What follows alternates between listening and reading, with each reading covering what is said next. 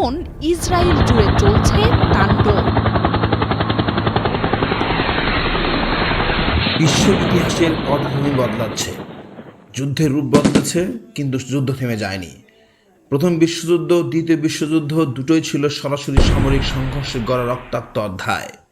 কিন্তু এবার যুদ্ধের ধরন বদলে গেছে।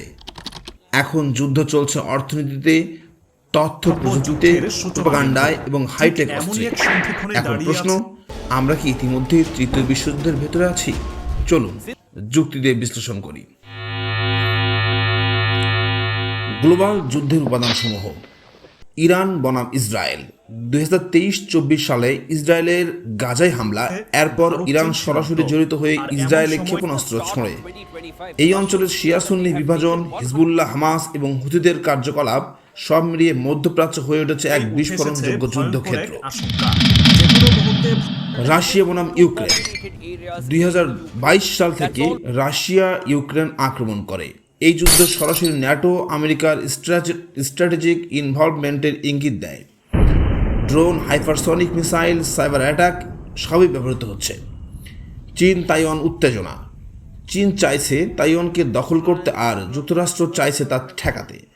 দুই পরাশক্তির এই সংঘাত কখন যে আগুন রূপ নেয় বলা মুশকিল। ভারত পাকিস্তান দ্বন্দ্ব। কাশ্মীর সীমান্তে গুলি বিনিময়, জঙ্গি হুমকি সবই তীব্রতর হচ্ছে। উভয়েই কাছে আছে পারমাণবিক অস্ত্র। এখন একটি ভুল বোতাম চাপলেই ঘটে যেতে পারে ভয়াবহ পরিণতি। 2. যুদ্ধের রূপান্তর, নতুন বৈশিষ্ট্য। Cyber war. ব্যাংকিং সিস্টেম, যোগাযোগ ব্যবস্থা, বিনোদন কেন্দ্র, এমনকি পানি সরবরাহ ব্যবস্থাও এখন সাইবার হামলার লক্ষ্য। ড্রোন ও এআই চালিত যুদ্ধাস্ত্র। ইসরায়েল, রাশিয়া, চীন, আমেরিকা সবাই এখন ড্রোন ব্যবহার করছে। এআই, কৃত্রিম বুদ্ধিমত্তা এখন যুদ্ধক্ষেত্রে সিদ্ধান্ত নিচ্ছে। ইনফো ওয়ার ও মিডিয়া প্রোপাগান্ডা। সত্য মিথ্যার লড়াই চলছে সামাজিক যোগাযোগ মাধ্যমে। মতামত নিয়ন্ত্রণ করা হচ্ছে অ্যালগোরিদম দিয়ে। বায়োলজিক্যাল ওয়ার আশঙ্কা। করোনা ভাইরাসের সূত্রপাত নিয়ে বিতর্কের মাঝে বায়ো ওয়ারফেয়ার নিয়ে বিশ্ব চিন্তিত। 3. তৃতীয় বিশ্বযুদ্ধের লক্ষণসমূহ। একাধিক ফ্রন্টে যুদ্ধ চলছে, Ukraine, Gaza, Yemen, Afghanistan, Africa. নতুন জোট গঠন হচ্ছে, ন্যাটো ভার্সেস ব্রিক্স। নতুন অস্ত্র প্রযুক্তি, রেকর্ড পরিমাণ ব্যবহার। যুদ্ধক্ষেত্রের বাইরেও যুদ্ধ, মিডিয়া, তথ্য, সাইবার। খাদ্য, জ্বালানি ও মুদ্রাস্ফীতির বৈশ্বিক সংকট। এখন আমাদের প্রশ্ন এসেছে, বাংলাদেশ তবে কোথায়?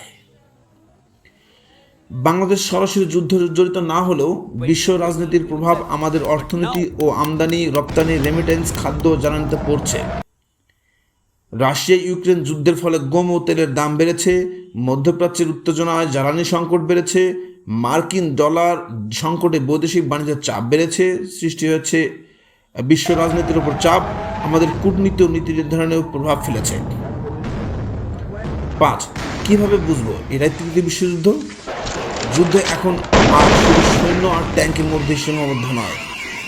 এটি এখন মাল্টি ডাইমেনশনাল, অর্থনৈতিক, প্রযুক্তি, খাদ্য, মিডিয়া, সাইবার এবং চেতনায় বিস্তৃত।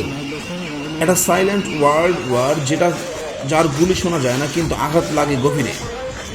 যুক্তরাষ্ট্র, ইউরোপ, রাশিয়া, চীন, ইসরায়েল, ইরান, ভারত সবাই সরাসরি বা পরোক্ষভাবে যুদ্ধক্ষেত্রে। এখন সব মিলিয়ে আমরা তৃতীয় বিশ্বযুদ্ধের বাস্তবতায় প্রবেশ করেছি, যদিও এর নাম এখনো কেউ দেয়নি। আমরা তবে কি করব? 6. পরামর্শ বাংলাদেশিদের জন্য। জাতীয় কূটনৈতিক প্রস্তুতি বাড়াতে হবে, স্বনির্ভরতা গড়ে তুলতে হবে খাদ্য, প্রযুক্তি ও জ্বালানিতে। তরুণদের আন্তর্জাতিক রাজনীতি, কৃত্রিম বুদ্ধিমত্তা, সাইবার নিরাপত্তা বিষয়ে প্রশিক্ষণ দিতে হবে। রাজনৈতিক স্থিতিশীলতা ও কূটনৈতিক ভারসাম্য রক্ষা করতে হবে। পিপলস অ্যাওয়ারনেস বাড়াতে হবে এবং মিডিয়া ও শিক্ষার মাধ্যমগুলিতে কাজে লাগাতে হবে।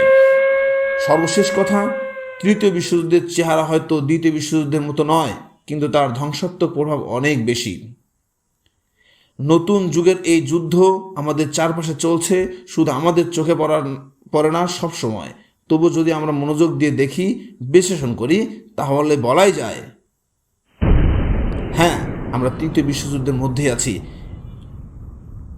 এবং আমাদের এই যুদ্ধ এখনো চলছে।